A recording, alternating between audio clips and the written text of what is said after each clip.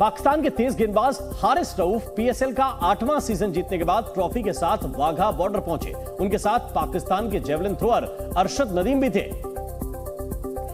दोनों ने न सिर्फ फैंस के साथ तस्वीरें खिंचवाईं बल्कि वाघा बॉर्डर पर होने वाली परेड को भी देखा। इस दौरान हारिस रऊफ पीएसएल की ट्रॉफी के ठीक सामने बैठे वीडियो बनाते भी नजर आए। परेड खत्म होने के बाद हारिस रऊफ फैंस के बीच पहुंचे और उनके साथ तस्वीरें खिंचवाईं, जबकि लाहौर कलंदर्स की ओर से खेलने वाले हारिस ने पीएसएल की ट्रॉफी के साथ वाघा बॉर्डर के ठीक सामने खड़े होकर पोज भी दिया। लेकिन इंसान चांद पर अब परमाणु रिएक्टर बनाने की तैयारी कर रहा है, लेकिन इसका इस्तेमाल परमाणु बम के लिए नहीं बल्कि परमाणु ऊर्जा के लिए होगा। चांद पर परमाणु रिएक्टर बनाने के लिए यूके की कंपनी ब्रिटिश जेट इंजन और रॉल्स रॉयस ने हाथ मिलाया है। चांद पर इस प्रोजेक्ट के जरिए भविष्य में चांद पर मानव के लिए ऊर्जा मुहैया कराई जाएगी। दोनों कंपनियों ने वर्ष 2029 तक चांद पर परमाणु रिएक्टर बनाने का लक्ष्य रखा है।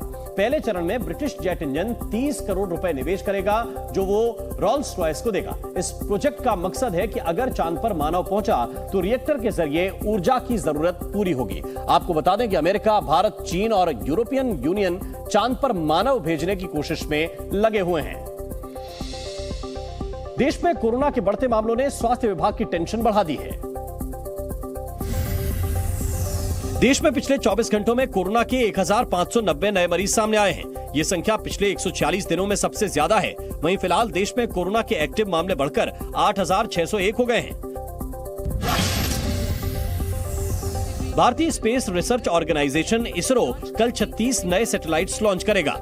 ब्रिटेन स्थित कम्युनिकेशन कंपनी वनवेब ने इसरो को ये सैटेलाइट लॉन्च करने की जिम्मेदारी दी है। भारत सरकार अगले साल तक जम्मू कश्मीर में वंदे भारत ट्रेन शुरू करने की तैयारी कर रही है।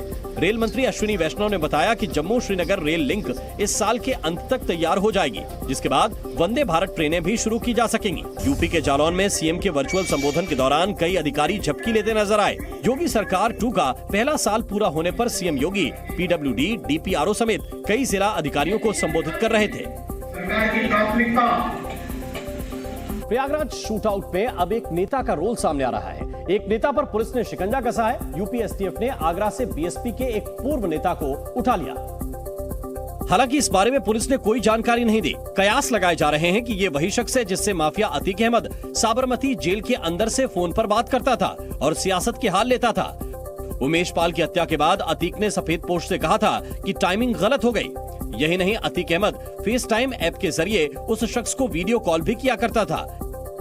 एक कॉल में अतीक उस शख्स से ये भी कहता दिखा था कि सुबह से 100 बार फेस टाइम पर बात करने की कोशिश कर चुका हूँ, उठाते क्यों नहीं हो कॉल। कयास लगाए जा रहे हैं कि ये सफेद पोश कोई और नहीं बल्कि बीएसपी का पूर्व नेता ही है, जो पुलिस से बचने के लिए अंडरग्राउंड हो गया था। इस बीच गुजरात पुलिस ने उस जेल में छापा मारा जहां अतीक अहमद बंद है। अहमदाबाद की साबरमती जेल में भी शुक्रवार को अतीक अहमद के बैरक की तलाशी ली गई और बताया जा रहा है कि ये छापेमारी रात को हुई। सूत्रों से मिली जानकारी के मुताबिक साबरमती जेल में बंद अतीक अहमद को इस तरह के ऑपरेशन के बारे में उम्मीद भी नहीं थी। रात में एकाएक चले सर्च ऑपरेशन में उसे जगाया गया और फिर तलाशी ली गई। सूत्र बताते हैं कि बैरक की तलाशी के दौरान अतीक अहमद के आंसू निकल आए। माफिया अतीक अहमद को साबरमती जेल की हाई सिक्योरिटी बैरक में रखा गया है। जून 2019 में सुप्रीम कोर्ट के आदेश पर उसे यूपी से अहमदाबाद की साबरमती जेल में शिफ्ट किया गया था। प्रयागराज में 12 फरवरी को उमेश पाल की हत्या के मामले के बाद अतीक अहमद फिर से यूपी पुलिस के रडार पर है। पुलिस ने यूपी में अतीक अहमद के परिवार पर शिकंजा कसा हुआ है। वहीं रात में जब साबरमती जेल में ऑपरेशन जेल चला तो माफिया अतीक अहमद की हालत पतली हो गई।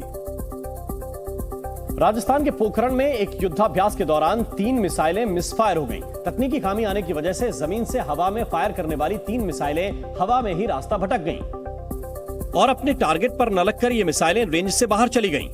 कुछ ही देर बाद तीनों मिसाइलें जोरदार धमाके के साथ एक खेत में जाकर गिर गईं। हालांकि उस समय वहां कोई मौजूद नहीं था, जिससे बड़ा हादसा होने से टल गया। हालांकि मिसाइल लगने से खेत में बड़ा गड्ढा हो गया कि मेरे खेत में कोई बम गिर गया है। धमाके की आवाज सुनकर ग्रामीण भी मौके पर पहुंच गए और इस दौरान खेत में चारों तरफ मिसाइल का मलबा पड़ा दिखाई दिया।